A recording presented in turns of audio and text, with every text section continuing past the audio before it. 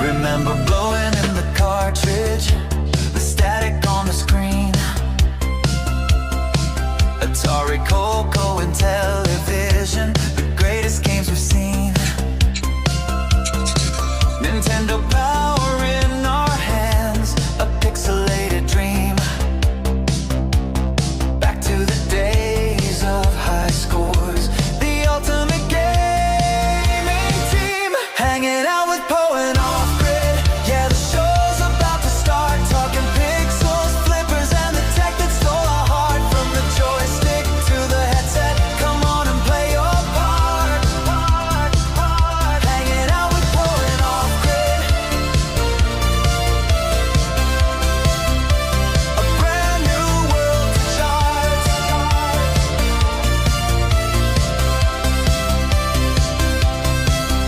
Then the silver ball starts flying, hear the bumpers and the bells. Chasing that multi-ball magic, the stories that it tells. From the classic wooden cabinets to the digital spells, every play's a new adventure, breaks you from your shells. Hanging out with Poe and Offgrid, yeah, the show's about to start. Talking pixels, flippers, and the tech that stole our heart. From the joystick to the headset, come on and play your part. Hanging out with Poe and Offgrid, a brand new world to chart.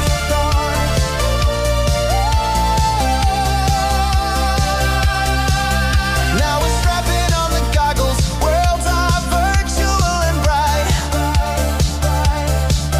Stepping into new dimensions, bathed in neon light. The future's here, it's crystal clear, and everything feels right. Connecting past and present. Welcome to Hangin' Out. And through Let's do this. the night.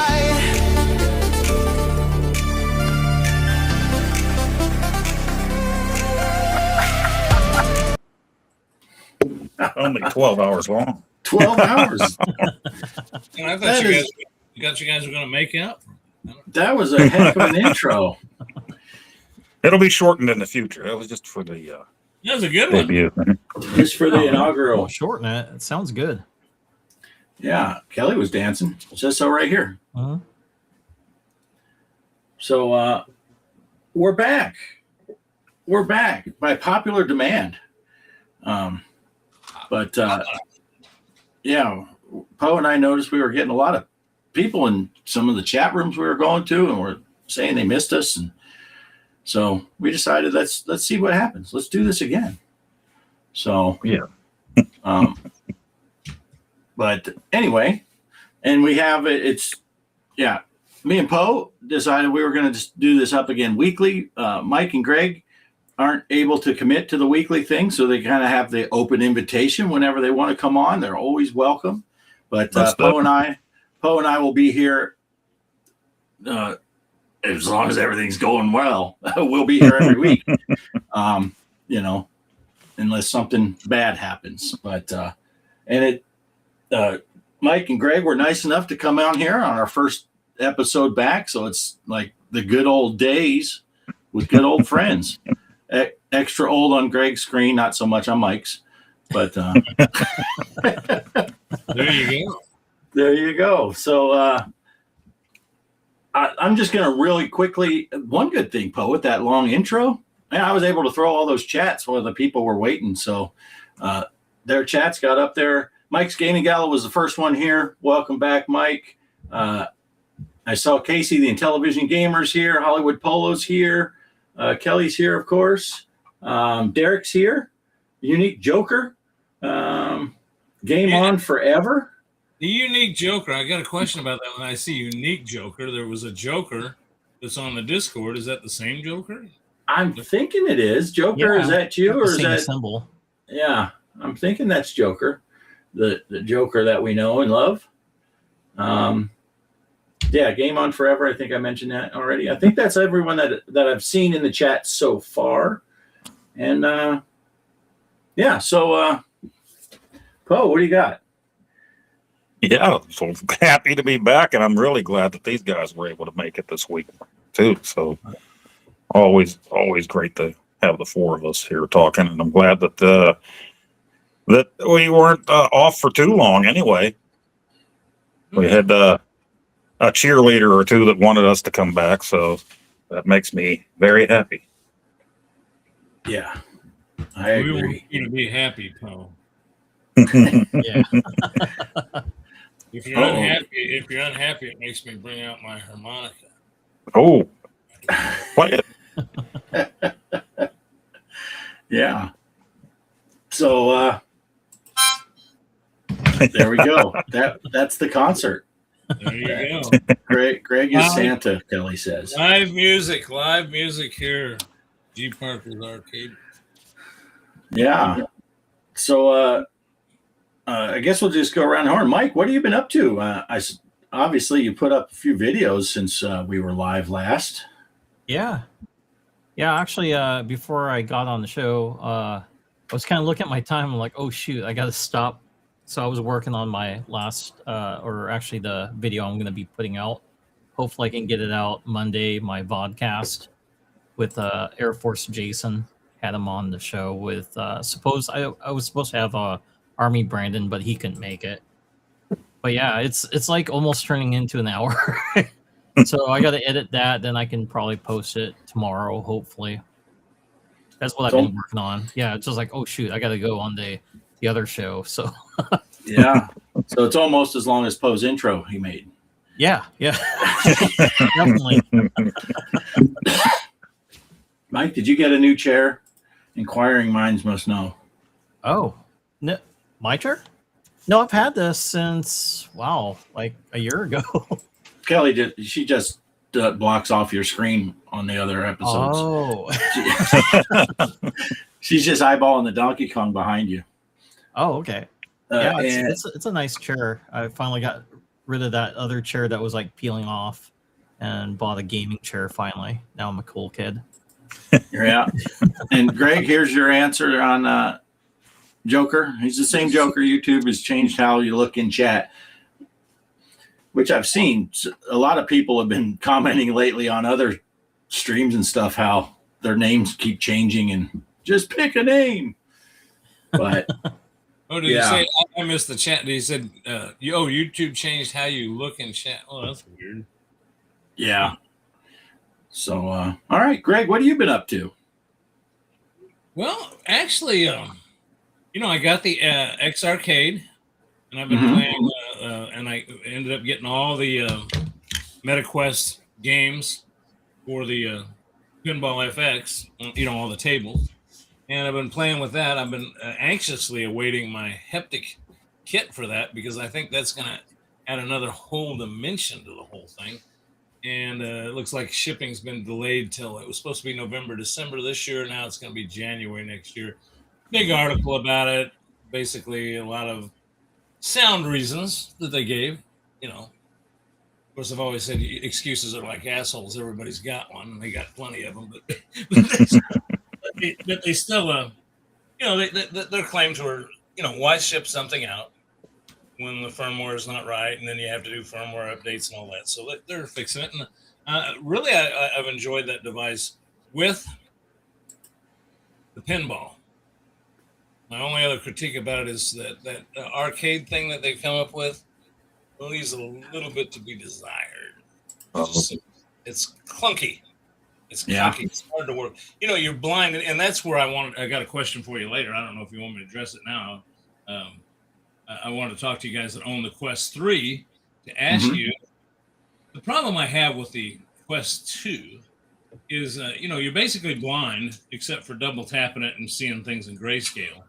And that there's a lot of buttons you got to get used to where they're at. Now, when you're in pinball mode, it's pretty simple. There's the plunger and the two flipper buttons, and everything else is driven by your controllers of the Quest. So I guess my question is, as far as that's concerned, is does the Quest 3 allow you to see through the headset in a more realistic environment? I've been told that. Yes.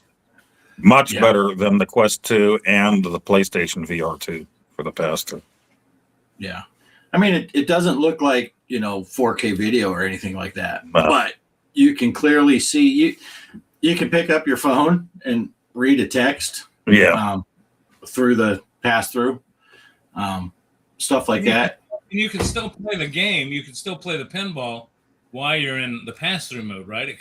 It blend virtual reality with mixed reality. Is that?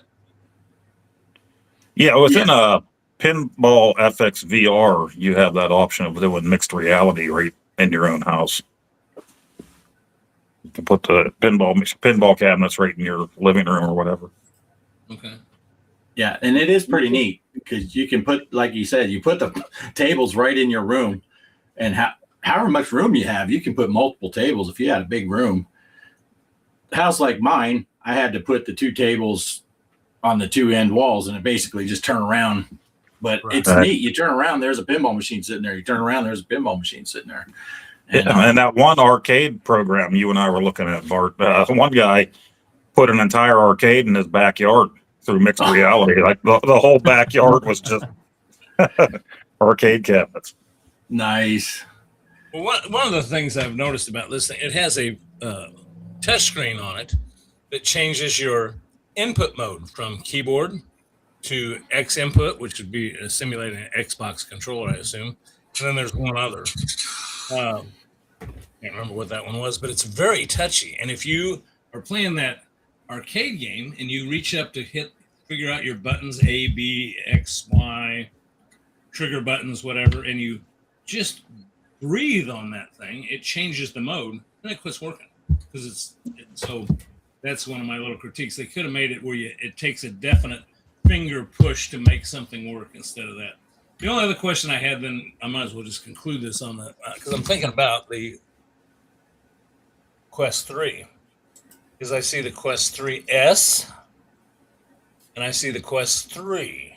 They both come in a 512. I'm assuming that you'd want the biggest, me anyway, I want the biggest amount of storage space available, but there's a 512 gigabyte S3 and a 5 gigabyte S3S. And I've been yet to understand the exact difference between that, other than a big price difference between the S and the non-S model. You want this one, Paul, or you want me to take it? Yeah, I don't. I don't have any experience with the S myself. I remember when I was looking at them. I don't know. I mean, people said that it wasn't. How do you want to put it? I mean, it wasn't as smooth. Well, here's the quick down and dirty. The 3 and the 3S both have the same internals. They have the same processor chip, same graphic chip, all that stuff. The 3S has the same lenses that the 2 has. So it's the Fresnel lenses. It's not the new pancake lenses. So it's not quite as crisp and clear as the pancake lenses. Now, and the sweet spot, you know how you look away from the center, if your headset's off by a little bit on the 2, how it'll get really blurry. You'll have that same problem on the S model. Okay. The full-on Quest 3 has those pancake lenses. The sweet spot is almost the entire lens. It's very forgiving with that. But yeah, I have a real problem with my 2 with that particular situation. It kind of drives me insane sometimes. So you pretty much don't convince me that put me on a tight ass, spend a little extra money, and get the 3. That's 90% of it is the lenses is as the difference, and there's a little bit of field of view difference and stuff like that, but it's minimal. You'll never notice it in the headset, but it's those lenses. Now, for myself, Shelby got me that 3, and if Kelly ever wanted to update from the 2 to get the color pass-through and stuff like that, I would probably get a 3S, because the price difference for me, I don't have that much problem with those Fresnel lenses. As long as I have the headset lined up, I don't spend a lot of time moving my eyes around the screen. I just move my head. So I don't have a big problem with the blurring, and the pancake lenses would help Kelly with her vision more than it helps me. But I've heard people that have tried both and they swear up and down that the 3S is terrible. And I've heard people that have played both and said they would never buy a 3 again because they thought the S was almost just as good. It was negative, but it's all, your mileage may vary. We all have the same, some people say digital pinball is the way to play it because you can have so many games, and other people think it's the worst thing that ever happened to pinball, so yeah, there's gonna be all kinds of different. Yeah. So I guess you opened up one other question, and I was gonna shut up with that, but now you open up another one. The difference of having 2, because if I keep the 2, which obviously I will, what am I gonna do with it? And let's say Cheryl or anybody else wants to play, though, it's when I get the 3, I can move all my games over to the new 3, right? They're backward compatible. Right. But since they're on the 2, can her and I both play pinball at this? Can we play games at the same time? I know we can't play 2-player, but I wanted to know if she could do something on one. You can. And what you would do is what Kelly and I do is you have Cheryl set up as a secondary. You leave yourself as the primary on both headsets. And then you have her account as a secondary on her headset. She's going to use the 2 primarily and you're using the 3. And then every game you get, you just do you turn on the game sharing, and then she logs on to her account, but she can play all the games you have. And now even when Walkabout comes out with a new course, I buy that course. Kelly has it for free, and we can play each other. Obviously, you've played with us, so yeah. That's the nice thing about the mini golf is I think I have played with you guys, and I've taken advantage of you on that because you guys have bought a new course, and I'll go, yeah, I'll play with you guys today because I don't have to buy it. Right. Well, and even if Kelly wanted to play by herself, she can still play on a course that I bought and she didn't buy, but it's on her account because it's on my account and she's the secondary. So, you basically have given me a thumbs up to go buy one then because I got the thumbs up from the wife. So. Because like if me or Poe buy the newest course and you and Mike want to join in and you haven't bought it yet, you can play the course, but you can't find the lost balls. You can't, but Kelly can, even though she never bought the course. We pay for, and all the real VR fishing, I buy the locations, she can fish there. So it's a pretty sweet deal. So when you think about it, a new course on Walkabout's $4, pretty good deal anyway. It's $2 a piece for us. So it is a good deal. If having 2 quests, just make sure you stay the primary on them both. And she can even on her account, if you have a game she doesn't want, or she doesn't want to watch the Pornhub like you do, she can take that off and only see that she can have it on her own menu, and it won't remove from the headset. It just won't be in her menu. So she can just see the games that she wants to play. Well, we were thinking of more, if you remember that movie with Sandra Bullock and Sylvester Stallone, the futuristic movie. Right. Demolition Man. Yeah, remember when they both had this headset on? Right. Uh-huh. Yeah. So that's what we were kind of hoping. Just make sure you have your towel and figure out the 3 seashells before you finish. And don't go outside in public. Yeah, close the blinds. Yeah, Right. close the blinds. Last thing I'm going to say is Polo said something about my hair. Yeah, I just haven't cut it, and it looks like crap. Hey, it's better than my hair. Or Bart's. Mine's getting pretty woolly. I didn't shave this weekend. It was pretty crazy. Well, But, when your avatar in the beginning of that intro did that little spin, your head was even shiny in that. That was nice. Yeah, I buffed it before we did all those. And people were laughing, but me and Poe went to a dance class and we were choreographing all that stuff. That wasn't just AI generated. That was motion captured. We had those suits with all the ping pong balls on us. Well, that's why the only thing I did was point at my own name at the top and I went, yeah, everything else Poe did had to be cut. Oh, Tell you real quick, there is the X Arcade. completely set up with the speakers. They did send me the speaker system with it, which works pretty nice. I did a couple videos using the microphone that came with it. It worked. But, you know, if you watch the video, you can tell it wasn't the best quality. But anyway, there it is all set up. I use it in sitting mode most of the time, but because of my legs. But you can just real quick, easy. Just you pull a thing out in the back and raise it up, and you're standing up like you're right there at a pinball machine, and it's just almost the perfect size where they got the buttons. So, and when I get that haptic kit, I should be able to shake the X Arcade and just like shaking the table and speak. I don't know. I think it's gonna be cool.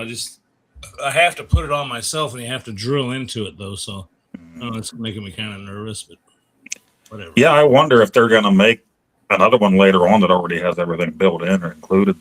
I think they are. I think they're going to sell one later that has it all pre-installed, but I don't know that for sure. And from what I understand, from what I've read, I've been trying to find a video showing somebody putting one together. Of course, I know Mike, what was that guy's name?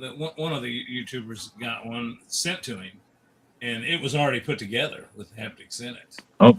You know, just so he could show it. But I don't know. They say they have a template that you lay over it and you tape to it, and that way you know right where to drill. So I'm hoping that makes things easy. Yeah. Polo asked Kelly if she was holding the camera for our video shoot. And, Yeah, she's the new executive producer. So she's going to throw her in the credits. We are now using the free version of Restream, hence the logo up in the top corner. But it kind of blends in with the chat up there, so it's okay. People probably didn't even notice. But we can only have 3 videos staged now instead of 5. And we have the intro. Poe has a video for later, and I have a video for at some point. And so there was no room for the outro. So Kelly's waiting patiently, and as soon as we play one of those other videos, she's going to remove it and upload our outro so that I can play the outro. So she's executive producer. It won't let us share on other channels too, right? You should be able to. The way did it not let you? I didn't see that option, and that's why I assume that's why. Oh, I was under the impression that you still could. Well, it used to be there was a thing up there at the top when I logged in, and it says, you know, who are you? And I said, I'm G Parker's Arcade Room, and it would say, do you want to log into do you want to use it? But I didn't see it on there. I wonder if I wonder if there's a setting I need to choose to allow people to do that. Yeah, because remember, I had problems with it too, so I had to log in as you to share my channel whenever you were setting it up. But I thought mine always messes up because I use my phone, so I thought it was just me again. Yeah, let's see. I don't know. I'll look it up. I did not realize it didn't. I didn't realize it wasn't telling you that because I looked up before and it. Kelly took off the intro and the outro was loaded, so I can swap that out. Oh, I see it now because the intro thing is different. Yeah, because I'm pretty sure it said that you can invite people in, even on the free version, and they can share it on their channels. And I thought it was automatic, but now that I'm thinking about it, I think when we did the restream the first time a year ago, I think I did have to turn a setting on that said to allow you guys to do that. Right. Maybe I didn't turn it on for this, thinking it was just automatic. It's been a year. So it's not necessary because I am just happy right here, right now. It's working for me. Yeah. Yeah. Hey, Jabba's here. Good to see you, Jabba. He's over there across the pond. It's getting late for him. Late in the evening. Heck of a pinball player that Jabba is. Yeah. Right. Crazy scores. Normally I'd play every week, but once I see his score, I just don't play. Yeah. Every time I get on there and I think I have a good game, like on the VR, because Jabba plays a lot of VR. I think I have a good game. And then I look at that friends list and I think, man, I need to unfriend that guy. He's making me look bad in my own list. No. What was that? Polo asked something here just a second ago, but I kind of have lost the chat. He asked something about the pre-built X Arcade would have a stronger hardware build to play. Oh, play at 120 megahertz. Yeah, I don't know. I really don't know much about that system. Well, see, you're Greg, talking about the I was- X Arcade, though. The X Arcade shouldn't have anything to do with hertz because the X Arcade is nothing more than a controller. I mean, it shouldn't affect how many megahertz the video is on it. I mean, the X Arcade, they evidently did something with Zen Studios because when you log in now, it says when you get into Pinball FX, it says it gives you an option to click to use X Arcade. Yeah. Okay. Yeah. Yeah. So I like I said, I have zero experience with it, and so I don't know. But I have heard that they're going to do a new one with the haptics and all that stuff built right in, but I'm not for sure. Kelly's laughing because Mike's figuring out Kelly's selling herself right on our chat. As long as she splits the money, I'm fine. Let's see. Polo says, "Did you see my scores in the 4-pack non-VR score? Which 4-pack is that? I'm not sure which one you're talking about." Girls gotta make a living. This is getting worse. What's that? Is that Chibuchis? Holy cow, snooch to the motherfucking nooch. Whoa, Savage! Retro Man, Randy Savage. What's up? Savage got the most awesome version of the Warriors recently, the 4K collector's edition. Oh, nice. Man, that's one of my all-time favorite movies, and I don't have that one yet. When I looked at it, though, I think it's from over there. Like Amazon had one in stock for like $75 here. Oh, jeez. Yeah, he got I think it's a Steelbook edition, isn't it? You got the Steelbook? Yeah, it had like all kind of posters and all kinds of stuff. Like, man, I absolutely love that movie. Actually, I have a board game that they came out with a few years ago that's still unopened. I wanted everybody to play it with me here at home, and nobody would play it. So, Does it require a bottle, like 2 bottles to play? yeah, nowadays the plastic ones just don't work right. Nope. Yeah. Oh, I did yeah. pick up Metroid Prime 4 for the Switch 2. I got that too. Did you? Nice. Do you like it, Mike? I love it. I love it. I'll tell you what, those boss fights are getting tougher and tougher. I'm in one now that I must have repeated 20 times. I don't know. I may have to send you let you log in as me and beat that guy for me. I haven't bought it yet. I've been eyeballing it, but there's been a lot of stuff to buy. And Bart even got me with something last night after watching Papa Pete. I did make sure I went on and bought that. Yeah. Well, I had no intention of buying it until I logged on and saw it, and it's limited to 300 copies. Right. And it's like, oh, way to FOMO someone's right upside the head. Only 300 copies, which when I saw it, we're talking about Montezuma's Revenge, right? For the Homebrew Intellivision for the Sprint. Intellivision. And Papa Pete did a video on it because they just got the rights and able to release it as a digital ROM release. And he said, yeah, they're going to have a limited run. I'm like, what do you mean a limited run on a digital download game? I guess, whatever. And then I logged on to the what is it? Intellivision Collector, right?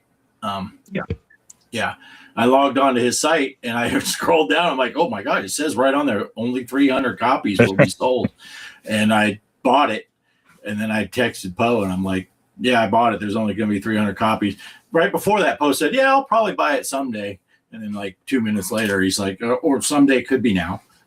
Well, I know the cartridges, I think they were limited to 200 back when they sold those. And I didn't bite at the time for that. So, yeah, I mean, once it's gone, unless they make another deal somewhere down the road, that'll be it. But it is cool. I guess we could segue a little bit into Sprint Talk that these guys that make the homebrews and stuff are putting Sprint packs together. So when you download that, it has all the image files already done, everything you need. You just copy those files. And watching Casey's video today, about the upgrades and stuff and that they're doing with the new update. It's hopefully going to hit Atari Age here. It sounded like maybe today or tomorrow. Right. The folders, so you can put your homebrews on the same jump drive and have them separated. You know, the 125 Electronite. You know, Right. all the different ones in the different groups. So that's pretty cool. I'm looking forward to that. Yeah, that's cool. Yeah. Oh, so Polo had clarified it. He was talking about the Postal and Primal Rage packs. Yeah, they went on the winter sale. I just paid full price for them not that long ago. Yeah. And Savage says, let's see. Yeah, it was a UK release. Paramount has the distribution rights for the Warriors here in the UK. Oh, okay. Let's see. The Arrow release in America is apparently the better release of the Warriors. So you're probably better off with that. Yeah. Let's see. What's Mike saying here? The sprint calls and the homebrew community answers. Yeah. It's just amazing to me how fast they're jumping on that. And Yeah, everybody was kind of glued to their screens with Casey's stream today. And about 14 hours in, I finally had to take a shower. So I didn't mean to cheat on you, Bart, but I did a shower stream with Casey today. oh, Right when he was drawing the names of the winners, I kept looking out at my phone. Did you And wear a wig? luckily, there wasn't any shampoo to fall down on the phone or anything. Did you wear a wig? Oh, you got to wear a wig. Yeah. Shampoo my wig. Yeah. Your name was fairly close on one of those spins. And I can't remember what it was for, that particular spin. And then, so Casey showed they gave away 3 Intellivision sprints. Anyone that was in the chat could get into this thing. He spun a wheel. There was like 75 names on the wheel. We all got a wow. The tiny arrow slice. was bigger than the slice on the wheel. And but Kelly won a ROM pack. So that's pretty cool. I'm hoping she'll share it with me and let me play some of the games she got. But Mike's Gaming Gala, we know who's been showing their tits in their intros lately, and it ain't none of us. I do got to give Mike credit for that intro for that mermaid, that well produced, awesome video intro, and then he does the mermaid scene as Michelle, just amazing. And Casey needs an Oscar for this one because up until this point, I mean, the old Poe intro was the greatest, but now Casey, when he was looking at her all starry-eyed, that was pretty just like looking at her. Well, then the "Are we butt pirates?" comment earlier made me ROFFL on the ground. Yeah, that was pretty funny. Oh, did he send you that outtake one that he did? The other one that Casey recorded that wasn't in it? It involved Spank Bank or something. I forget what. Did he send that to you? Did you see it? No. He sent it to me in Discord. He's like, this one didn't. I make don't the think intro. I haven't checked my messages on there since I sent him one. Okay, so Bliss was making fun of me and Mike for dressing in drag for videos because I told him about Princess Popo made an appearance in the Gaming Road Warriors video. So Bliss was like, he's like, well, you guys can do whatever you want. I'm out. So then, of course, with my friend AI, I had Bliss go into drag in that one. So. Yeah. You had Bliss doing a lot of stuff, I saw. Yeah, one of them had him say, what was it? Sign up for my OnlyFans or something like that. Yeah. But Creep here says, lots of exciting sprint talk today. Yeah. And that was pretty neat. Anyone that didn't watch Casey's stream today, he was with Bob, what's his name? I almost said Bob Denver. Yeah. And I'm not exactly he's involved in the manufacturing of the thing, right? Or is he on the coding side? What does he do with the Sprint? That Bob guy. He lets Casey touch it. I don't know. He knows a lot of stuff, and he does. He's working on all the firmware updates and stuff. And there's going to be a lot of stuff coming out. That's if you have a Sprint, there's exciting stuff coming up. That's going to be released here. Creep won a ROM pack too. Yeah, so did my wife. Yeah. Kelly won one, and she said she's going to charge me $1 a game. Not for the game itself. Every time I play each game, I have to pay her $1. But I'm charging her $2 to use my Sprint when she wants to play. So that'll work out good. Kelly Nice. say, was that bend over? No, it wasn't bend over. It is Ben though, isn't it? Is his name Ben? I feel bad if it is. Yeah. Yeah, I'm bad with names. I just learned Mike's name the other day. I'm terrible with that stuff. Okay, I got to jump back up here because some of this stuff's rolling off the top. Jabba said he just finished the Terminator 2D this week. And I know, Poe, you've been playing that. Yeah, I finished it last Sunday. And the plan was to put out each video every other day. And I never got around to editing the final video for that. So maybe I'll put that out tomorrow. Nice. And he said, and I took it off before I read the second half. The new Ghost and Goblins and Shinobi Vengeance. All three are good. I didn't know there was a new Ghost and Goblins.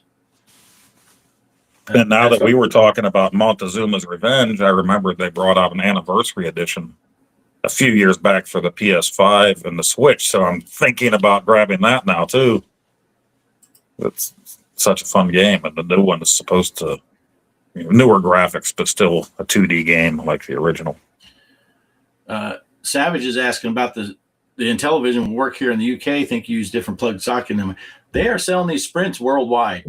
They've shipped out pallets to multiple countries, and I think the first people in the UK are supposed to receive theirs this week, right? Is what they're saying, or they're supposed to ship this week, and they should have them by the end of the year. But yeah, they do make Intellivision Sprints that will work overseas also. Yeah, because I didn't get mine yet, but I'm pretty sure it just comes with the cord, right? USB-A, USB-C, and you supply the brick it's USB yourself. powered. Yeah, it's USB powered. It comes with the power cable, but you got to supply the brick. Not recommended to use the USB port on your TV, but just a regular USB-A power brick. And matter of fact, I'm not even using the cord it came with because I have a multi USB port thing. It has 2 A's and 2 C's. So I just use a C to C cord out of that thing because I had the 2 A's. One's for the Atari 7800 Plus, and one is for my Raspberry Pi.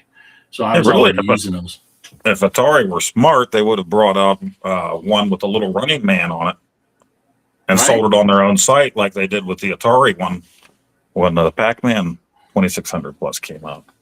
I mean, you're going to pay more for it. You can go on Amazon and buy a 4-pack of those for about the price Atari's charging for one with their logo on it. But some people like that kind of thing. Ghosts and Goblins Resurrection's on sale on Steam right now. Nice. I think I have that one. Was that the one that came out a few years back? Sure that. Phil's wife says he can't hang out with us anymore.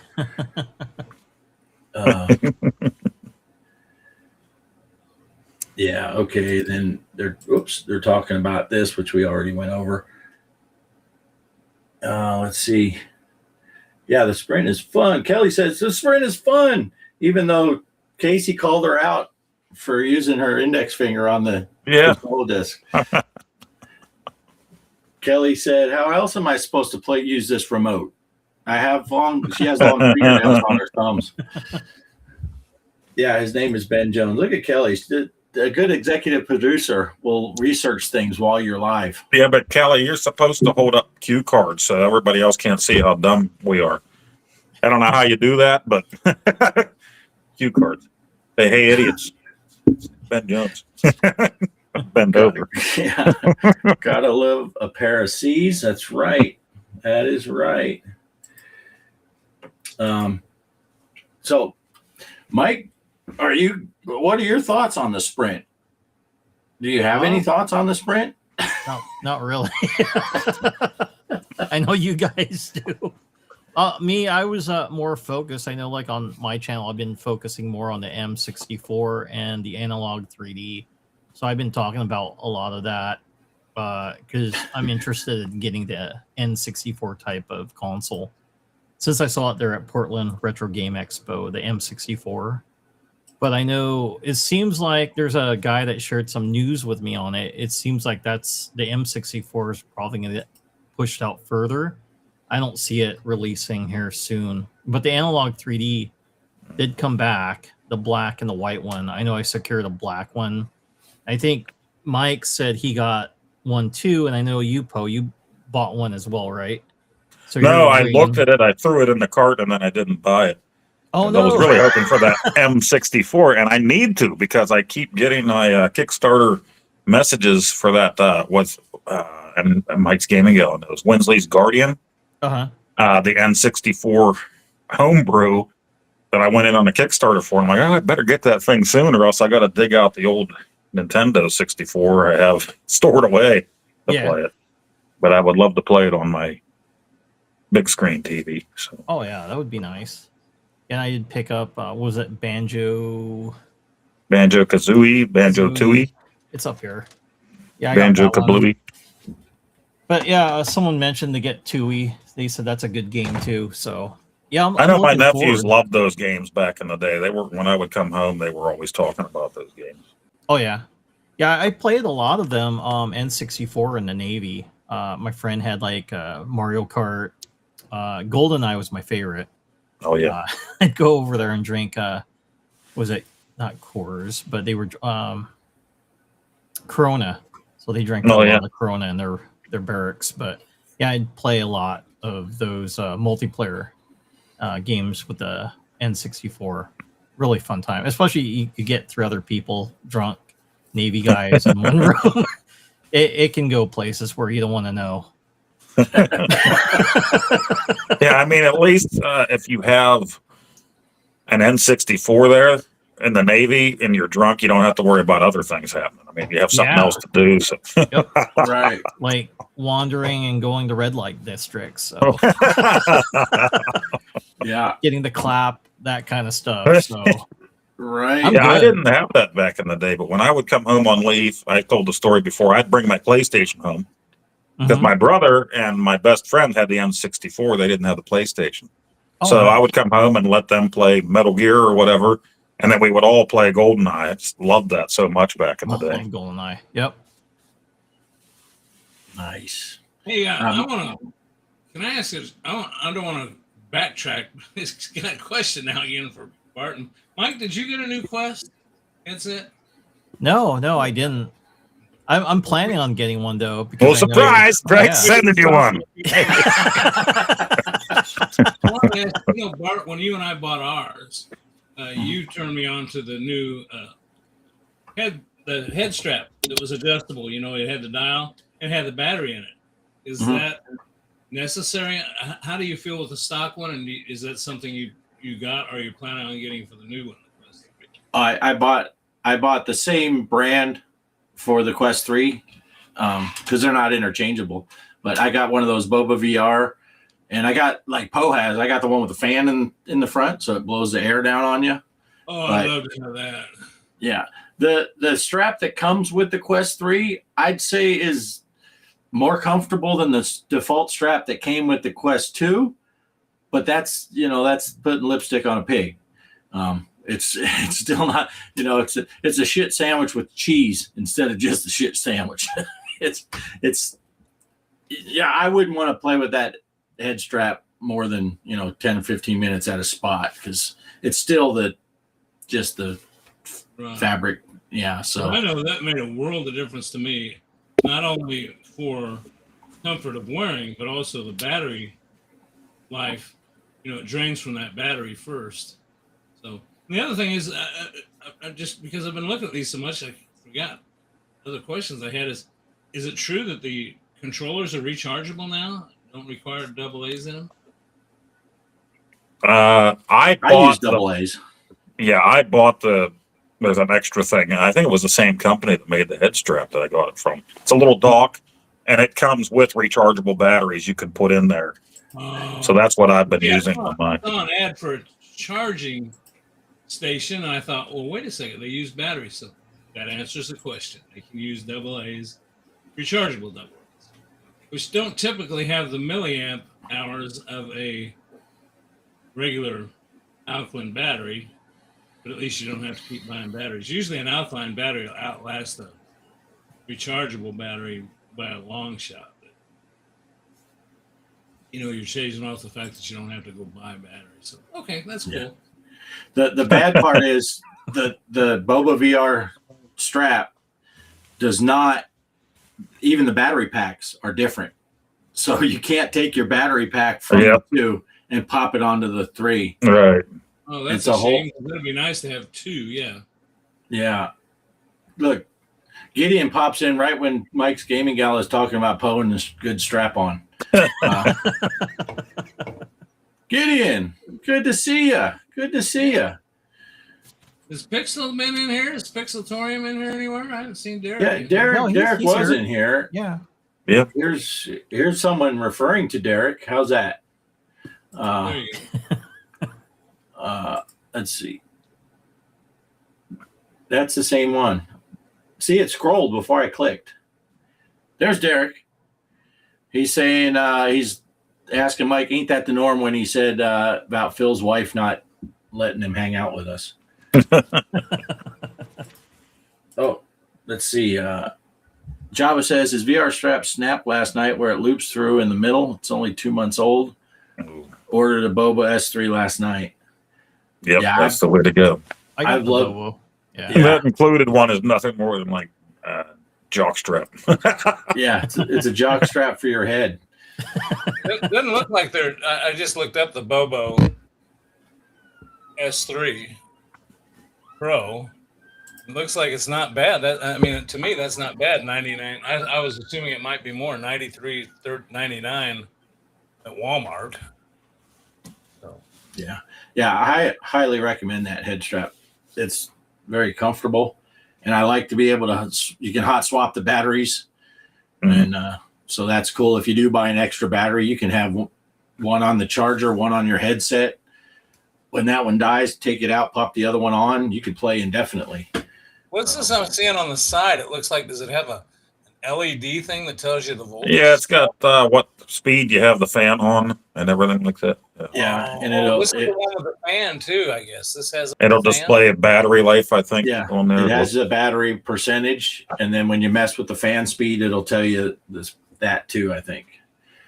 So I looked at the Bobo OVR S3 Pro 10,000 milliamp battery, and that has the fan too, huh? I guess. I don't know. Yeah. They're still talking about strap-ons. Peg Bundy. Peg Bundy. Yeah. But yeah, it's worth it. I think it makes the headset much more comfortable. But Greg, For me, it makes a big difference because I did a lot of fogging up before, and I had to buy that extra fan for the Quest 2 back in the day. But now it's like a necessity. In the summertime, playing that, if I'm not standing right in front of the AC and I'm playing walkabout with Bart and Kelly, everything just fogs over. Yeah.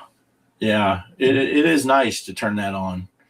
I didn't have one on my Quest 2 headset, no fan. So when I first got it, I was like, I don't know. But boy, the first time I turned it on, I'm like, this is kind of nice.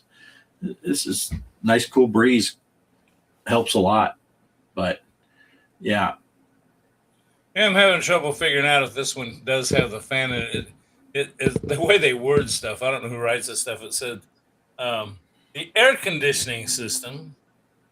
Okay, the S3 Pro has a built-in head air cooling system which uses silent technology. Well, it should be pretty obvious with the photos of the thing because it's right in the middle of the top. Is that what that? Oh, I see it now. I see the fan. I didn't know what. I thought that was just the logo. It's a very small picture here on my screen, but I zoomed in on it. Yeah, I see it now. Okay, very cool. Yeah. Let's see. Derek's still talking about the strap-ons. What is this walkabout you mentioned playing with others? Your time is coming, Derek. It's almost June. Right. I got to get back to it. I think the last time we played, we talked about doing the dinosaur one, right? Oh, and I've still never played that or the two new ones Get that that. came out since. Oh, geez. Hey, Jabba's got to take off. So thanks for stopping in, Jabba. I get See it. you, It's Jabba. late there and all that. So, yeah. Merry Christmas. Yeah, Merry Christmas. Yeah. And he says that is the correct Bobo, dude. Yeah. Bobo. So that is it. But, yeah. Highly recommend it. Yeah, there's been like 3 courses that came out since we played last. But we need to get in there and do some golfing. Do some mini golfing. But, yeah. So to finish off the thing, so I'm guessing, Mike, you never played much Intellivision in the past. I only played it once. It was like I think I shared that story before. It was at a girl's house. She had one with her brother, and the only game she had was the MLB baseball. So that's the one I played with her, and she kept winning. So Oh, I mean, yeah, as far as like nostalgia go, that was the only game I wanted to own, but not necessarily get a Intellivision for it. So, but I want to thank Casey did get me the box for it and a cartridge. You know, he didn't need to do that. That was really nice of him. So No. I have it in my my arcade room here. You know, nice. don't be fooled. It's not really a green screen. I'm there. So, Yeah. but yeah, I have it. I have the Intellivision there, and then I also bought like a box protector for it to kind of protect it. It's next to my Atari 7800 games that I have there too. So Nice. yeah, that's like I said, that's like the only game I have back there. You should have a Sprint, Mike. I mean, come on. What's that? You should I have a talked to my Sprint. son. We did play the pro. What was it? They had that model at PRGE, and we were playing the tank game. We didn't really understand what to do, and I asked him, "Hey, if I purchase this, will you play this with me?" And then he said no. He likes It's all the about the numbers. 7800. I mean, at least I got that around the house, so he does like playing that. So we do play 7800 together. But yeah, I try. I was talking. I'm like, hey, you know, want to get this so we can play it together. And yeah, he's not really interested in it. So I would hate to get something that I don't even play too much, anyways. So I do it all the time. I barely play my 7800. Right. Yeah, because I'm mostly playing, was it the PS5 right now? So I got a bunch of games, and that's what I've been playing. Nice. Greg, do you have any past experience with the Intellivision? No. Nope. No. I never have. Nope. I was let's see. You know, my gaming started out with. I'll never forget. My ex-wife still brings it up to this day when we get together with the kids over the holidays. She says, "Remember when you bought me the Pong game for Christmas?" You know, I mean, I was at a Montgomery Ward store, and they had it, you know, on display, and it was just that one little console with the 2 dials on it to move the Pong thing up and down. I got that. Then, of course, I had the Nintendo 2600, and then we did have we got one of the first Segas that came out. Played that a lot, and then. I don't know, it kind of all fell by the wayside till I got into the Raspberry Pis, which I heard you mention earlier, Bart, which I'll be darned, I cannot get this dang X Arcade to work with that. I wish I could, because that would be cool for that. That's obviously something I'm doing wrong, because people say all the time, oh, it's real easy, just plug it in and just hit the buttons. Well, it ain't working for me. But yeah, and then of course, as of late, it's been the Switch 2, and the pinball, of course, the big thing to me. And then I bought the Xbox, and I could shoot myself for buying that. That thing hadn't been on in months, so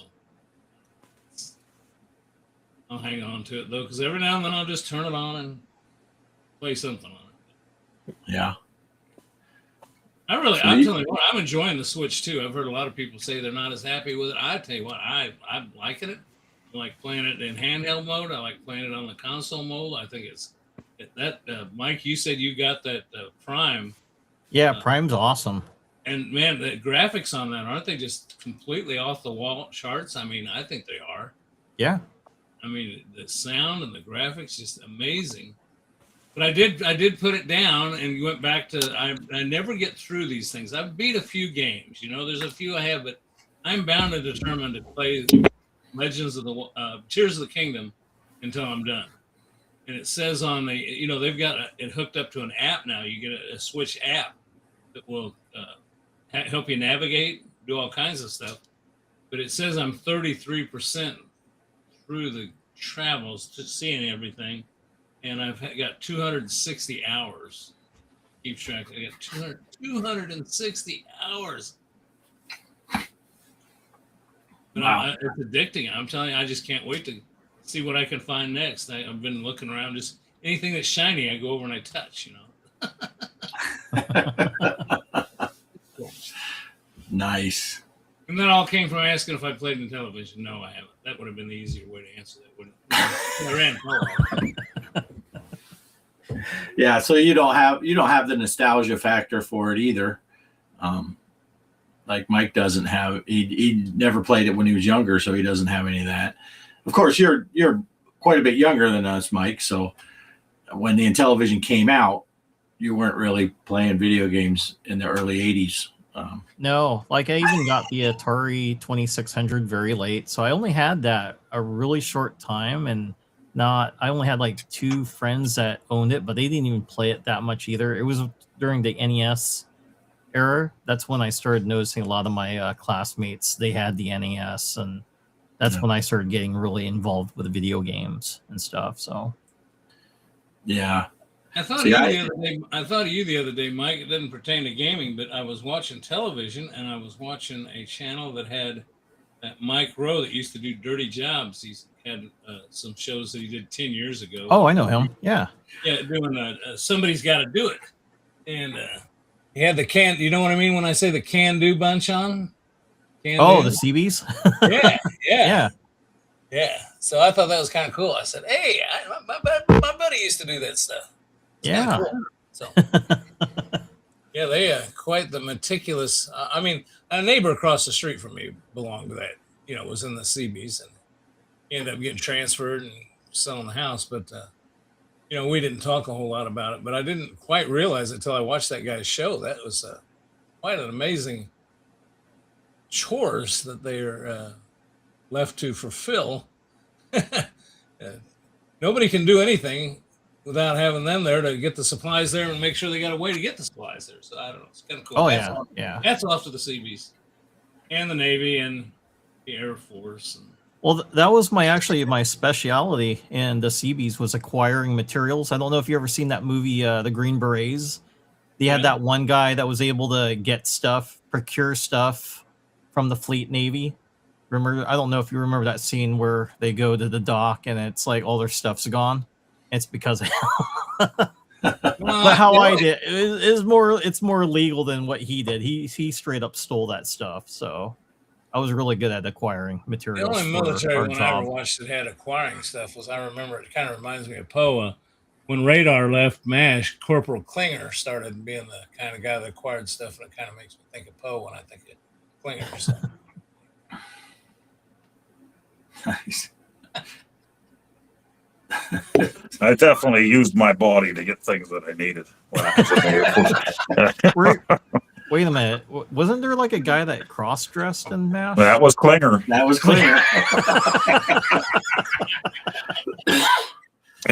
He also did the commercials. Jamie Farr. I got a nose for nuts. Remember, he used to do the candy bar commercial, which was okay to say in the 80s, but now. Right. Yeah. Kelly said, so you were like Red in Shawshank Redemption. Oh, Gotta Good be the movie. one to acquire stuff. Excellent movie. good Yeah. movie. I It's a like great that. flick. That is a good movie. Because I like anything. I don't know why I like anything that's got Morgan Freeman in it. He's never. I don't think he's made a bad movie. Yeah. You know, everything he's made. What was that one I saw not too long ago? A clip for it, and I'd already seen the movie where I think Jack Nicholson's in it, but he's sitting on it. It looks like he's getting ready to jump out a window because he's trying to get away from his kids or whatever, so he can go have some fun. And they got him close up, real close. He's sitting on a windowsill. Well, then they back away. He's like 2 inches off the ground. He's the first floor window. He just jumped out. Funniest scene I've ever seen in my life. I thought that old man's going to jump out a window, and then he's 6 inches off the ground. Yeah. It's, Get busy living or get busy dying. yeah. Yeah. Yep. There you go. Yeah. That's a great movie. That's a great movie. Yeah, Mr. Krabs is in it too. He's the mean guard. Mike's What's his Gaming Gala Clancy. has a theory that me and Mike joined the Navy for the peg legs. Arr. Hope is a good thing. I thought maybe they did it for the olive oil. No, I did it because of that fucking Top Gun.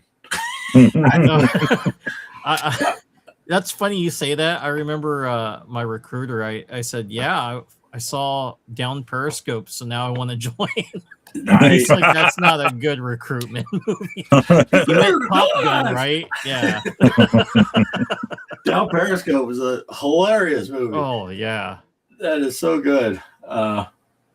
No, I am actually part of the Top Gun group. You know, the Navy recruitment shot through the roof after Top Gun a little bit. And it wasn't as much Top Gun directly for me.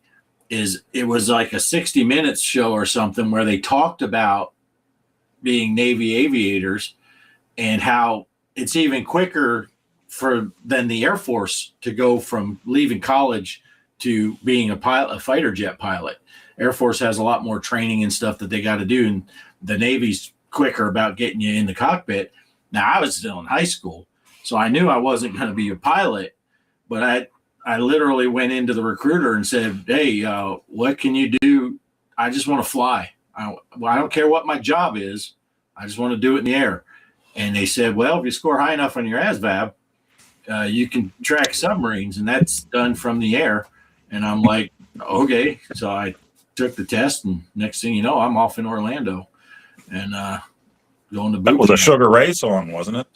I just want to fly like a birdie in the sky so high. You talk about just like, wanna you- fly. I'd be willing to do anything as long as I can fly, but I've seen some old vintage photographs of those guys. I assume it was World War II, where they were in those little egg-shaped gun turrets that hang in. Oh yeah, And it the looked belly like gunner.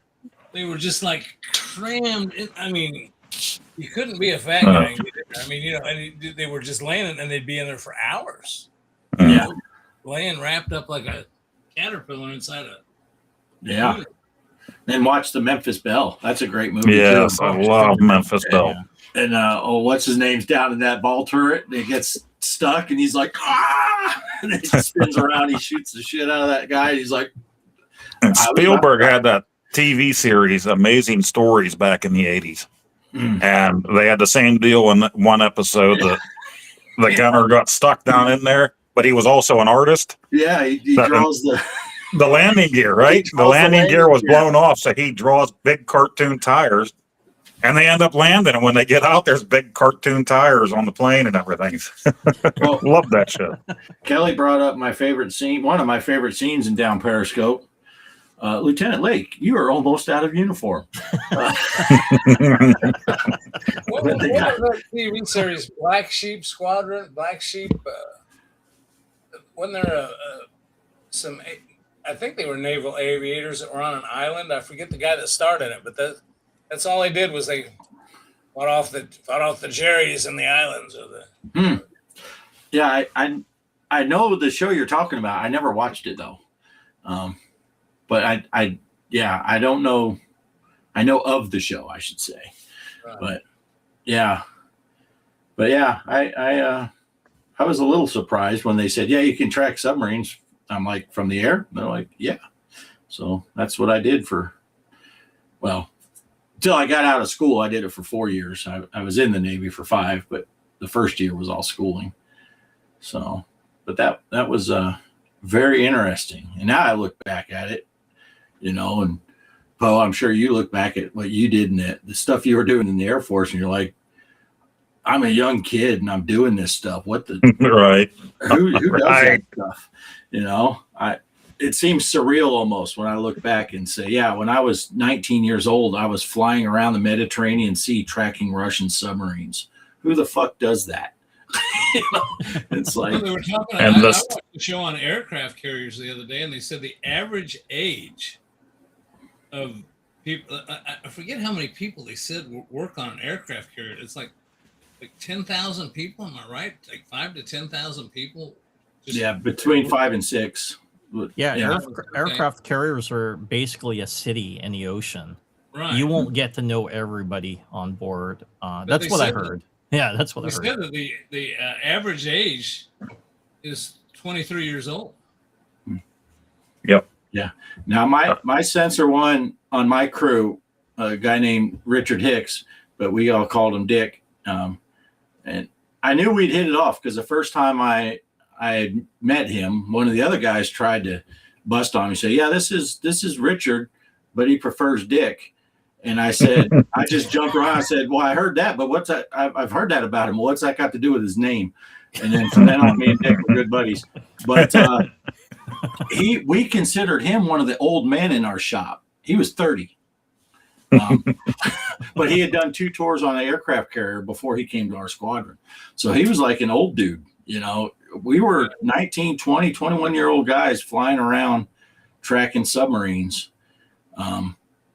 It's weird that we were doing that to me now, but Yeah, I have We had 2 a of my new guy- nephews serve on aircraft carriers. The one just turned 26. He'll be finishing his 5-year stint here next month. I think he's getting out. And then his younger brother is 23. I think he has 1 more year to go. They're on 2 different aircraft carriers. They won't, allow them to serve on the same one. right. Since the Yeah, Sullivan. because that story, the Sullivan? Sullivans. Yep. Yeah. And like Mike said, you be on the aircraft carrier, you're not going to meet everybody. And actually, my son Jason, when he got out of college, he went and became a nuke in the Navy. So he worked on the nuclear reactors, which primarily you're either going to go to a carrier or a submarine. And Jason chose submarines partly because he's adventurous anyway. So he kind of liked the idea of being on a submarine, try it out. But the main reason why he chose submarines is he said on an aircraft carrier, just the nuke crew is so big that you might not know all of those guys. He says, I don't want to go working on a nuclear reactor that someone else has been working on that I don't even know. Right. He said on a submarine, he was on a fairly large, he was on an Ohio class submarine, pretty big ballistic missile submarine. They still only had, 10 or 12 guys that worked on that reactor. And so he knew every guy on a first name basis and each other's strengths and weaknesses. But he says, but by the time you're working on a nuclear reactor, I don't want to be just following Bubba and not know what he's done to this reactor in my off time. So even a small crew like on an aircraft carrier, just the nukes that work on the reactor is still a huge crew. He said there'll be 40, 50 guys that are working that nuke on that reactor. Where in a submarine, you're talking 8, 10, 12 guys, depending on the sub. I just don't think I think I'm too claustrophobic. I don't think I could be underwater like that. I'm one of those guys that watches a movie and somebody's having to swim a long ways underwater to escape from something, they're trapped. And I'm holding my breath while I'm watching it. Yeah. And Cheryl looks at me and says, "You're turning purple. You got to breathe." I'm like, I used to do that as a kid every time I watched the Poseidon Adventure, and I loved that movie as a kid. But the one point they have where they have to go under the water and swim to the next air pocket or whatever, I used to always do that. Hold the breath. Yeah. You gotta hope they don't go to commercial first. Remember the lady actress that was? I'm thinking of Poseidon Adventure. Which one am I thinking of? Shelley Winters was in that. Ernest Borgnine. Right, Shelley Winters. Did you know that's a little trivia about her? You know that she actually performed that swimming sequence, and they asked her. You know, she's older, kind of heavy set. They asked her, you know, how she was able to do that without a stunt. And I guess she at one time was a professional swimmer or had something to do with swimming, athletic swimming. And she said, yeah, I can hold my breath. I could hold my breath so long. They decided I proved to them that I could, and they decided to let me go ahead and do the scene. So I remember watching the whole broad in that movie swim that. I thought, God, how could she do that? Yeah. Yeah. And she's a method actress too. So she actually had the heart attack at the end. She was dedicated. I remember that though, Paul. I think that's the first time I remember holding my breath during. Yeah. I wonder how many people did that watching that movie. I did it every time it was on TV. Now I couldn't do, you know, like Jason did. I couldn't be assigned to a submarine. I think that would be too much. But one of my buddies that I was in the Navy, he was in a different squadron, but we went through A school and all that together. We were good buddies, still are. And he stayed in for one shore duty tour after we all did our sea duty. And during that, he got to go out on a submarine for 1 week. And I'm like, that would be perfect. Go out, you get to go under and experience all that stuff, and then get back on the land. That I think I would have liked just to have the experience, but I wouldn't want to be months like Jason used to do. And especially on those missile boats, they'll go out on a 3 or 4 month tour. And when they pull out of port in Seattle, they'll go underwater and they don't come back up until they get back into port. It's like they are underwater the entire time. If I was to go to a recruiter now for the Navy or any of those armed forces like that, and they ask me what I want to do, I'd say I want to go to the Caribbean and shoot fishing boats out of the water. Boom! There you go. Yeah, it's a crazy thing. He did say sometimes they'd go out and they do the Steel Beach thing where they'd surface the ship out in the middle of the Pacific, and then the guys could go out on the deck or on the hull of the ship, basically, of the submarine, and play around in the water and stuff. But he would not go into ports or anything because they're in a missile boat.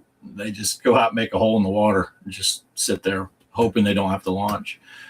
But yeah, I don't know. Guys, I just had somebody shout at me a couple minutes ago, and then they looked in the hair again. So I think I'm going to take off. What time is it? I made it 7:17. So. Yeah, almost 7:20. I'm glad you guys are doing this. I think this is a perfect fit, you two, doing this on Sundays. Again, I can't commit. I know Mike said he couldn't, but yeah, if you that link stays the same and I see it, I'll jump on every now and then. It's hard for me to say right now with a bunch of other stuff we got going on to be here every Sunday. But if I'm not here, I'll either be here in spirit or I'll be watching, making cracks with the Mike's Gaming Gala and all that on the chat. So. All right. Well, it's good seeing you again. Definitely. Have fun with the family. Great. And tell Cheryl we said hi. And Merry Christmas. Happy New Year. Merry Christmas. Yeah, I got a package in the mail. I got some treats upstairs I can't wait to get into, so it's going to be really good. There's some candies. Nice. Hey, Greg, don't forget to buy the amiibo, the Cycle amiibo for your game for the Metroid. It'll have the music on it. I know they didn't include that, which they should have, but you can buy the amiibo for it if you want the music. I know I don't necessarily need it, but I think I want to collect it just because. And you know, collection quality. You got some you sent me, Mike, and I've got some amiibos here. But I'll tell you the way they've got priced lately. I bought one of those amiibo emulators for $24, and it works on. I already got the music on. Oh, nice. Yeah, and same thing with on Zelda. It will. You know how you can only use an amiibo once a day? Well, this one lets you just use it over and over and over again. So if you Nice. run out of arrows, I know it's cheating, but I got 200 some hours invested. I can cheat a little bit, but I can just put that amiibo up that it gives me arrows, and I can get me 100 arrows in 5 minutes. Nice. Yeah, they sell them. You can find them online, and people were worried that they were going to brick your system like they were making those fake cartridges, but that has nothing to do with it. All that is a what do they call it, RFI or some type of. It puts out that electric signature, like a credit card does. And yeah, you just tap that on top of your controller, and bang, it thinks it got it. So. Nice. All right. Well, thanks for suggesting, Mike. You're right, though. That is cool to have that amiibo. And Yeah. I might still get that one because that bike. See, I haven't got my bike in there yet. As a matter of fact, I'm fighting the boss that once I complete it will get me the bike, and I cannot beat that son of a gun at all. He's after me. So. You guys have a good night. I'll see y'all next time. I'll either be in the chat or. Oh, thanks for. I got. Talked to Bart, and then I got your message too. Just to let you know, I did get it. I just got a little late, and I said, "Well, I'm going to go down and get on." So, Thank you for coming. All right. We'll see ya. See you, Greg. See you, Mike. Oh, excuse me, guys. Oh, all So, right. I have a short story to share. I know, Sure. like when I got in the Navy, I was going to be a Navy corpsman, so there was a field medic, right? And I remember going to boot camp, the RDC, you know, those guys are the boot camp guys. And they ask, you know, everybody like, hey, what's your job? What's your job? And they come to me. They're like, hey, what's your job? And I said, corpsman? Oh, you're a pecker checker. I'm like, what? Yeah, you heard me. You're going to be checking peckers. Like, what? It's like, yeah, that's part of your routine. You know, the shots and stuff, because a lot of people are going to go in the wrong areas, and then they're going to have to get treated. So you're going to be handling a lot of man dung. I'm like, no. Yeah, I remember getting called that a lot over there. Like, what is up with that nickname and stuff? Because usually, you know, I know when I had gotten out, when I bumped into some of the Marines, and I'm going to school for corpsman training, they called me Doc. So that was our nickname compared to boot camp. But yeah, that was actually pretty funny until I decided to switch jobs after A school to go be a CB, and then there's none of that. You know, I don't have to check that kind of stuff anymore. I'm pretty happy. Because as Ballistic Coffee Boy says, checking peckers sounds like the worst job. Those guys still use that at the steel mill. You go into the shower because it's open bay shower, and you got to get a shower at the end of the day at that place. But yeah, you don't look anywhere except for straight at the wall, or else you are the pecker checker. Even if you just accidentally look in the one direction. Pecker checker. Yeah. Dudes are doing this thing to you, and you're like, oh, look at that, so I don't have to look down. So what happens if you drop the soap? Oh.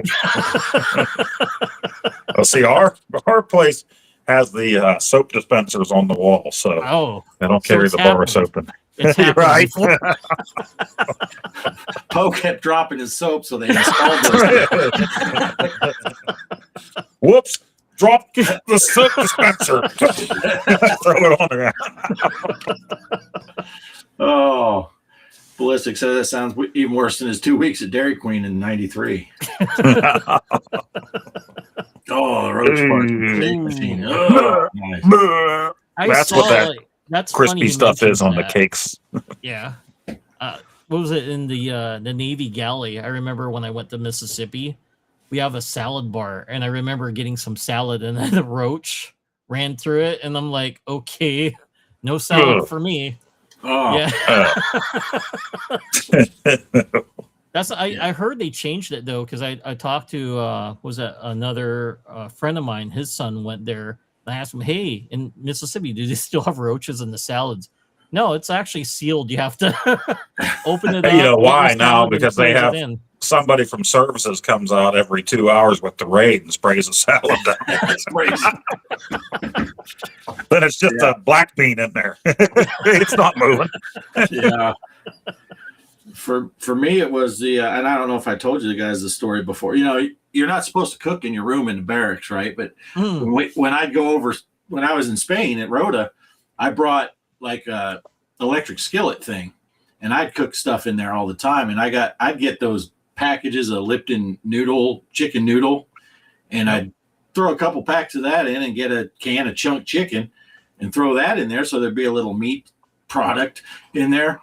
And one time, I was on a 12-hour flight. I got back up in my room. I cooked up all this food, and I went to take my first bite, and there were freaking maggots in the meat. Oh, no. And I showed my buddies in the room. I'm like, oh, are you kidding me? I'm starving. Threw it all away. And the next day, no lie, word spread through the barracks so quickly. When I was going down the stairwell to go to work the next day, there must have been 30, 40 cans of chunk chicken in the trash can, because they didn't even open them. They just threw them all away. You know, it sounds harsher that way, though, saying maggots. The term for it is disco rice, is what I've heard. So, yeah, there you go. Missed the Wendy's salad bar in Keflavik, Iceland, when I was there. They had a Wendy's salad bar. There was a Wendy's on base with the salad bar, and me and a buddy of mine who ended up becoming an officer, and he ended up being a skipper of a squadron. But when I met him, he was an ordnanceman. We would go to the indoor swimming pool in Iceland, and then we'd hit the Wendy's salad bar on the way back. But they didn't have French dressing, which is my preferred dressing of choice.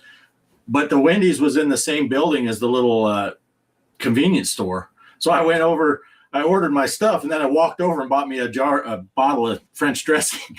I always would bring that with me. But yeah, good times. Good times.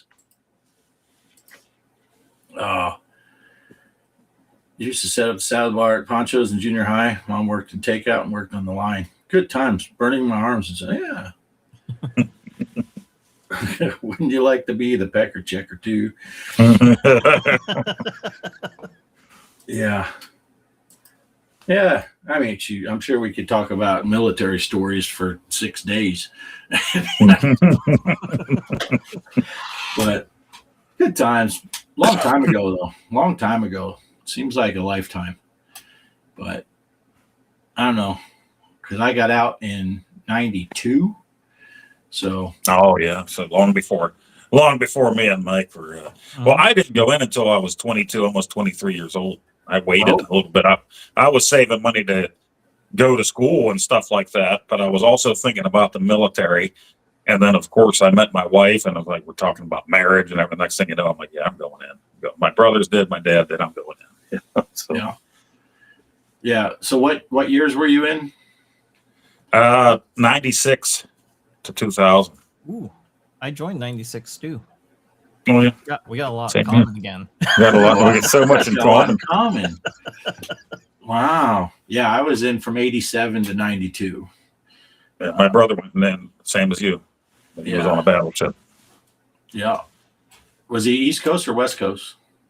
You know? He was East Coast, and then they went over a little bit during the Iraqi war. He was over that way. He was on the Wisconsin, and I meant to share a link with you guys, but I think I forgot. They have the Wisconsin is all decorated up in Norfolk right now with Christmas lights. Somebody put a big video out about it. It's just like the whole battleship, just all Christmas lights. It's cool. Oh, nice. Nice. Congrats on the government check coming to you. Oh, were you getting some kind of check? I think the active duty. Yeah, Duty. not as veterans. Yeah. They're getting $1,776, 1776 bonus. And actually, one of my nephews, it was already in his account like the day after they announced it. So, Oh wow. I hadn't got to ask my boy yet if they put it in there. And That's cool. Hey, Phil's here. Bliss. Yeah. Yeah, I didn't even hear anything about that. But yeah, let's see. Me and a few friends took a container of the pudding they used to have, washed and cleaned it afterwards and brought it back the same day. Nice. Ballistic saying, hey, yeah.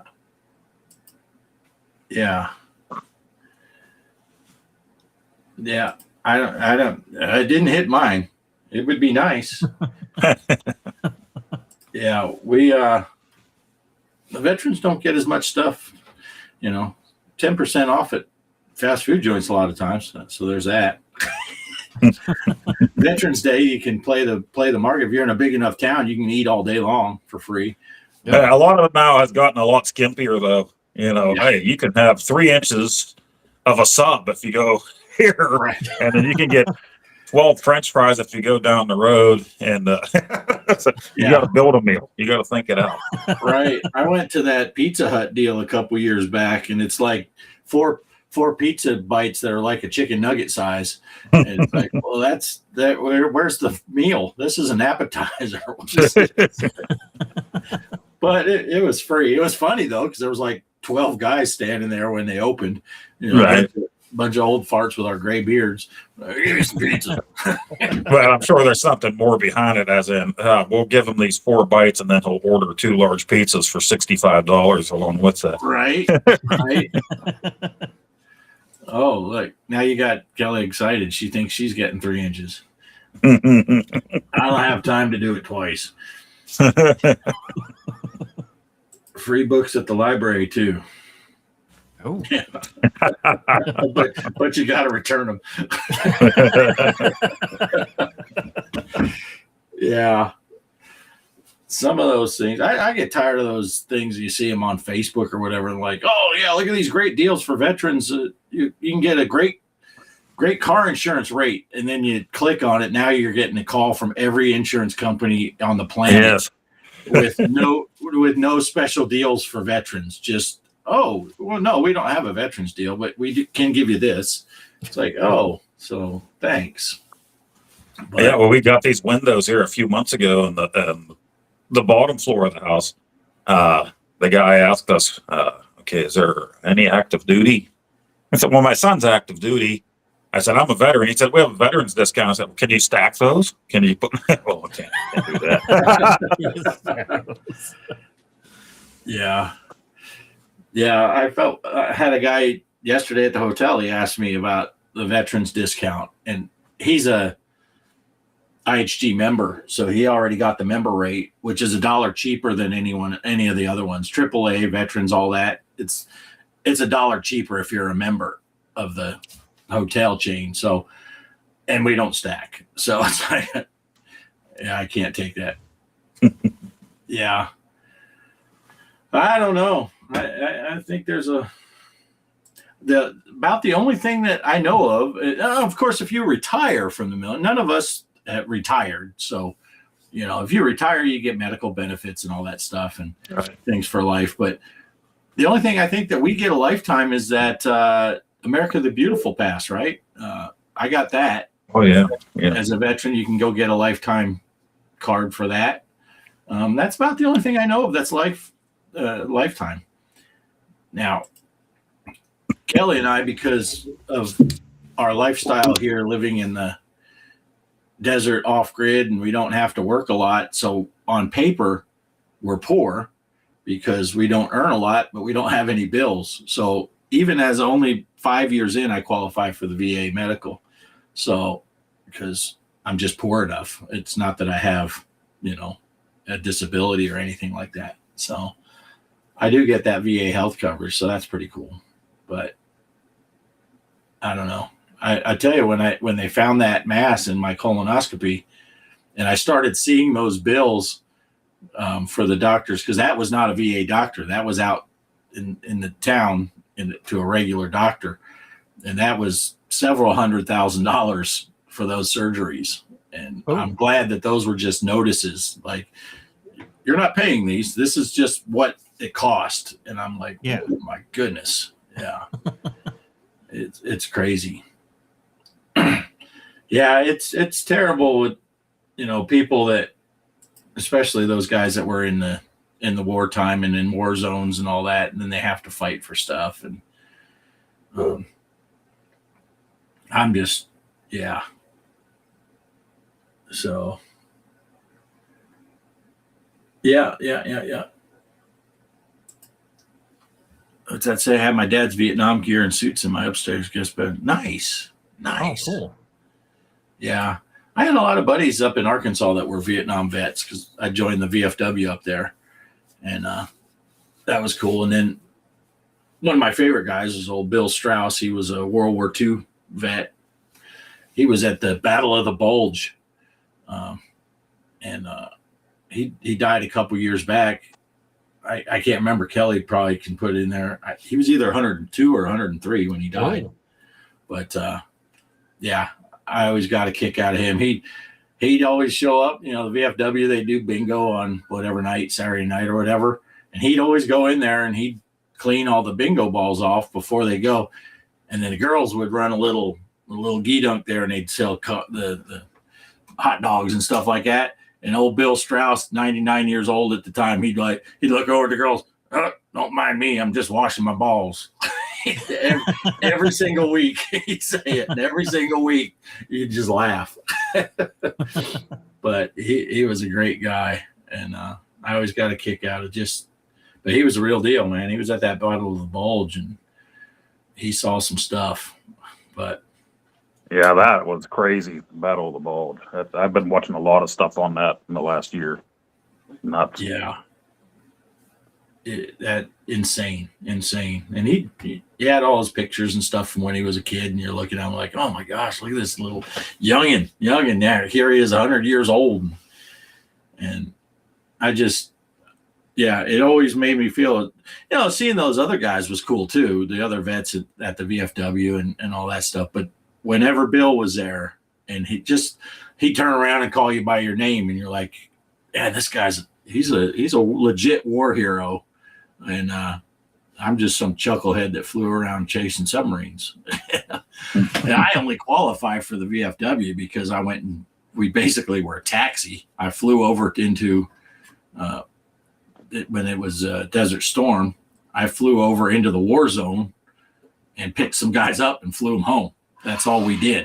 I was only on the ground for like 14 hours, but I got. I think at some point, at least locally, they kind of even did away with the foreign war deal because of the membership. I think they started just letting any veterans start joining. Oh, are they? Yeah, I know. When I joined the VFW, you do have to have a service medal that's awarded for being in a combat zone. Mine was a Southwest Asia Service Medal. And that's what qualified me for it. And I know one of my buddies, he just recently passed away. He was Army, but he never went to a war zone ever, and he would get pissed off. I never talked about the VFW around him because they wouldn't let him in because he'd never been to a war zone. And they're like, well, you can go join the American Legion because they'll take any veterans. And he's like, fuck that. So I just wouldn't talk to him about the VFW. So you gotta have been in the war zone to join the VFW. Yeah, because the VFW, Veterans of Foreign Wars. Okay. Does that count? Like I know, like for my first tour of duty, that was Kosovo Operation Task Force Falcon. I was involved in, and then the last one before I got out was Operation Iraqi Freedom. So I did 2 tours. Yeah, I know Iraqi Freedom qualifies you. Okay. But there is, if you go to the VFW website, they'll list all the different conflicts that qualify you for, and what award you have to have on your DD 214 to show that you were in the theater. Okay. Yeah, so I have it on my DD form 214. Both the operations. Yep. Yeah, it's pretty cool, And I actually, when I left, because we moved to Colorado, there was a little hubbub there, and then one of the other guys that we're good friends with, a year later or something, he called me up. He's like, "Hey, I'm going to sign you back up as a member if that's all right." And I'm like, because you got to pay dues and all that stuff.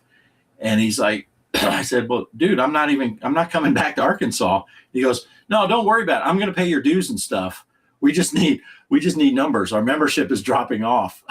We need so he paid my membership for like 2 years. I was a member of the VFW. I didn't even live in the state. Oh, wow. Because they're always harping on that stuff. You got to try to recruit people and get members in. But shoot, I was in my 40s, and it was hilarious because they'd be like talking about doing some work, whether the yard needed mowed, and they'd be like, have the young guy do it. And I'd look over and they were talking about me.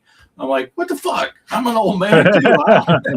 But when you're dealing with guys that were all in their 60s, 70s, and then Bill was in his 90s, it's like, yeah, I guess I am the young guy. But the thing I liked the most, which, I'm sure you guys will understand, it's, even though it sounds morbid, but the thing I liked the most was we would do the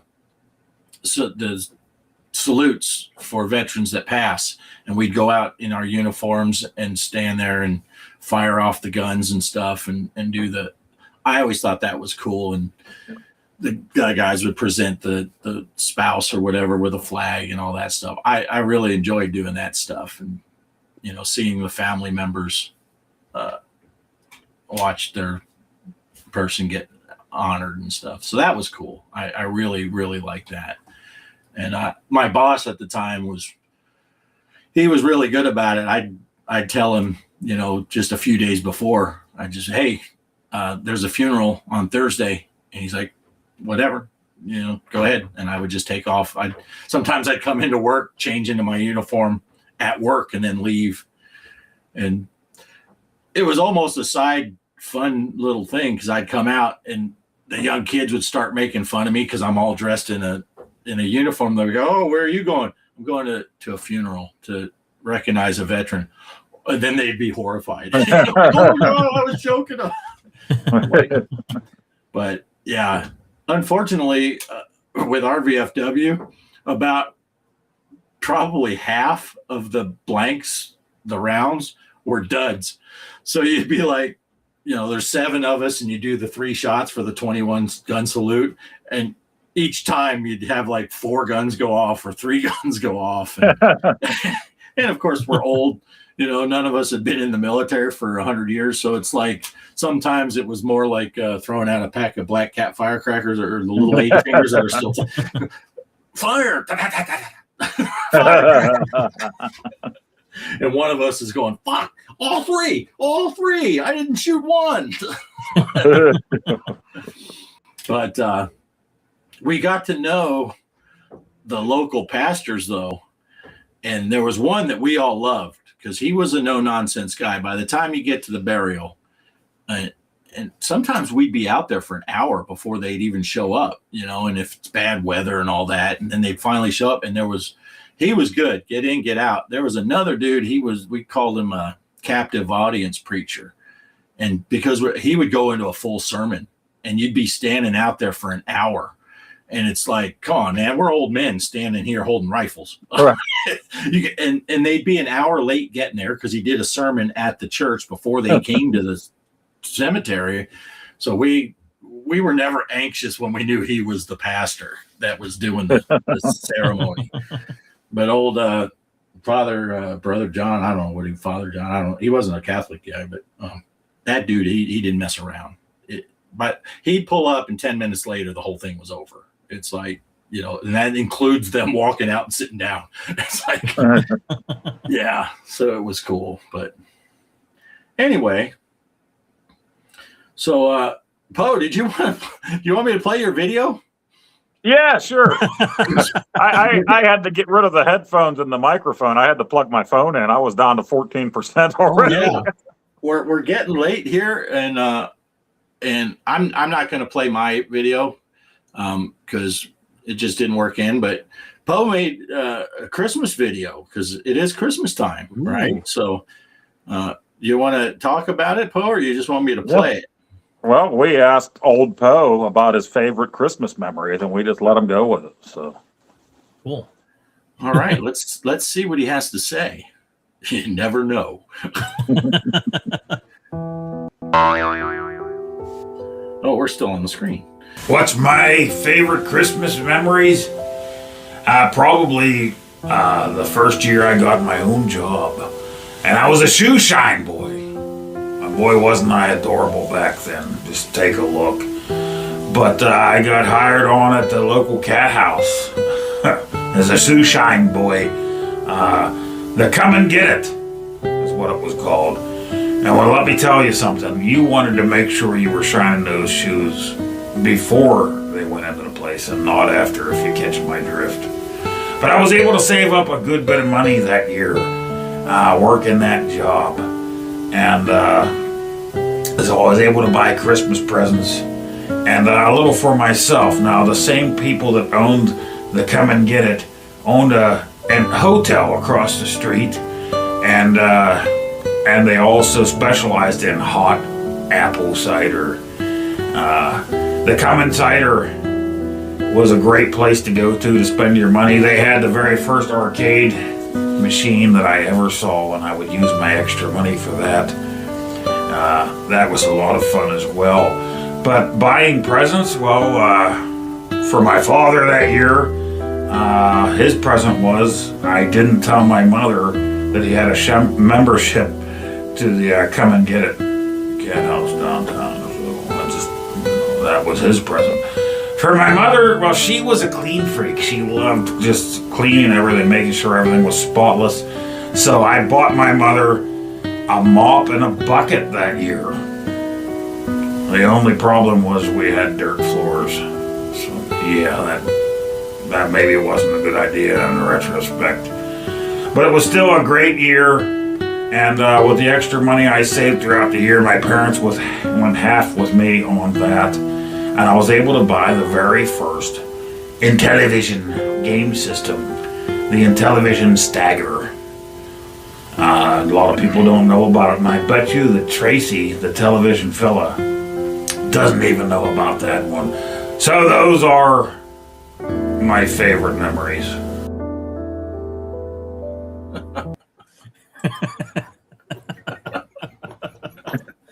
Old Poe. You just They never tore know. the Come and Cider down a few years back, if anybody was wondering. So, Oh, yeah. I was trying to Google it after you said that. And Ballistic, he was, I guess he was going through some games that might have been on that old Intellivision system.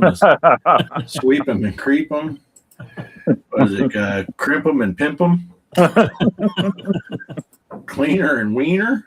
Hey, that's like a double entendre with the wiener. Is it ween her or wiener? Yeah. Did the Stagger have bridge as a game option? Yeah. Probably did. I like that keypad that was on there. Come Cider is a Starbucks now.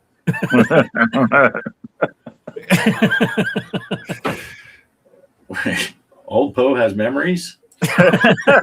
not good ones, apparently. Yeah.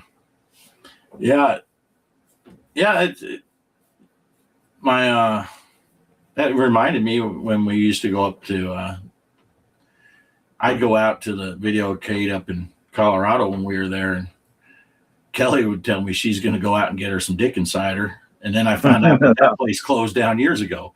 So I didn't know what was happening. But yeah, so I don't know. I think this was a pretty good show. Do you think we should wrap her up now?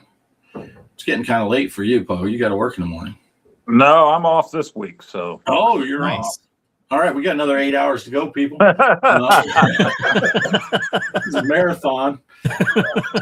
Well, it was good though because we were able to have Mike and Greg on, so I loved it. I loved being able to have all four of us here and talk again. Those memories are like dried out cardboard that sat in 50 years of heavy snowfall and thawing. Little frayed, but interesting. And Poe has memories. Oh, old Poe. He specified. Poe, you're off the hook. Just old Poe. Oh, Yeah. Oh, yeah. I agree. This has been fun getting back to it. Awesome that Mike and Greg were able to make it. And Mike, did you have any parting words you wanted to say before we close up shop? No. No. The two stores did it for me. Right? You can't top that.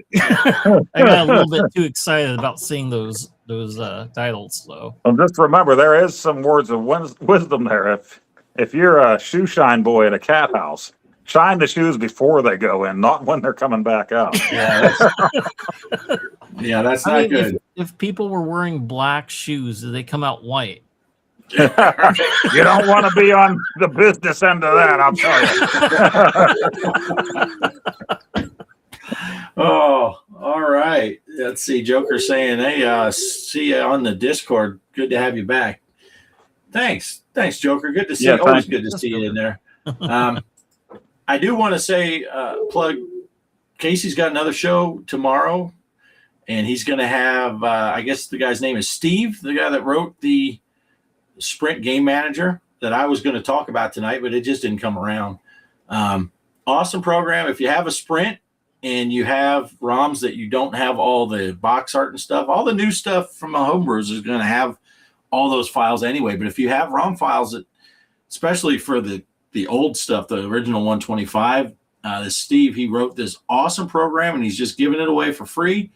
You can create the config file for it, the CFG. You can create the JSON file. You can drag and drop or copy and paste all the image you find at box art. You can copy and paste it, and it resizes it for the carousel automatically. It's a really cool program. I shot like a 6-minute video twice, and I'm not even going to play it. But it is a cool little program. So if you're interested in the Sprint, if you have a Sprint, if you're going to get one someday, it's a cool program to have. Like I said, it's completely free. It's not a big install. You download it. It's a single file. I've made a folder on my C drive. I just called it Sprint, and then I drop that in there, and then I have temp files and anything else I need for it. I keep in that drive, and it's just a single file. You just click on it and run it. You don't have to have, there's no install or any of that. You just run it, and it works great. It automatically, like some of the ROMs you might get, say, in my video, I use bump and jump, and the ROM file had the parentheses and the date on it. So you could create all your files, and they'll name it after the game so that it knows what to look for. And then you're like, shit, I don't want the date on there. I just want to say bump and jump. You can go to the ROM file or the name. There's a spot for the name. Back up, backspace over the date. And as soon as you hit enter on there, it automatically changes the file names of all of the image files and everything. So everything's instant. It makes sure that they're in there. It's a really, really good program. Ballistic got a Sprint this past Monday. I got mine on Wednesday, and it's an awesome thing. So Ballistic asks if we're going to be here every weekend. Poe and I will be. Mike and Greg will be here when they can, if they can. They got other commitments that they still have to do, but Poe and I are going to try to be here every weekend, and barring something bad happening, we should be here. It's really going to suck not being able to interrupt Mike every single week whenever he's doing his final thoughts. Right. What I'm going to do. Yeah, that was half of Poe's plans. He's like, I might have a Mike puppet. I might have a Mike puppet made and say final thoughts, Mike. And when he starts talking, no, I got something to say here. Yeah, and it's pretty funny. Just like anyone that's watched our show before knows that we would kind of have things that we wanted to talk about, but you never knew where the show was going to go. Mike's Gaming Gala used to joke around all the time. He thought we were all about what does he say? The vinyl. It's the vinyl show because we talked about albums for that one whole show. And Poe and I are just going to take that to the next level because it's just hanging out. That's the show. We're just hanging out talking and about whatever comes up. we did have planned a little bit. Poe and I talked about what we were going to talk about, and none of it got talked about in this show. I was going to go over that Sprint Game Manager. Poe was going to talk about some of his Atari stuff that he ordered and the trials and tributes with that and all he had to deal with, and it just didn't come up, and that's fine. So we have other stuff we can talk about. Polo, are we going to do an FX tournament this week? I don't know. I didn't plan one out, and I meant to ask Greg because a lot of times Greg has been running those things. I think it's something we'll have to talk about more, whether we want to do some more challenges. I mean, with the sprint being out and everything, maybe people would want to get in on some challenges again. Yeah, and with this being the holiday week and all that stuff, I'm thinking maybe once the new year hits, maybe we'll talk about doing some of that stuff with challenges, whether they're console challenges, arcade challenges like we used to do, and all that stuff. But I think this week we're probably just going to let it ride with Christmas and all that. So, but yeah, Ballistic said we can talk about it next Sunday. That's right. Me and Poe, we don't even have to plan for next week because our topics for this week are still there. We didn't even touch them. I might have to find out old Poe's New Year's memories. I don't know if we need them back again. Hey, Poe, stop by to say hi and hit a like. Megantron, nice. Thank you. Thanks for stopping in. Ballistic was getting tired of watching 60 Minutes anyway. Yeah. Oh. If you ever want to watch 60 Seconds, come visit me on Love Night.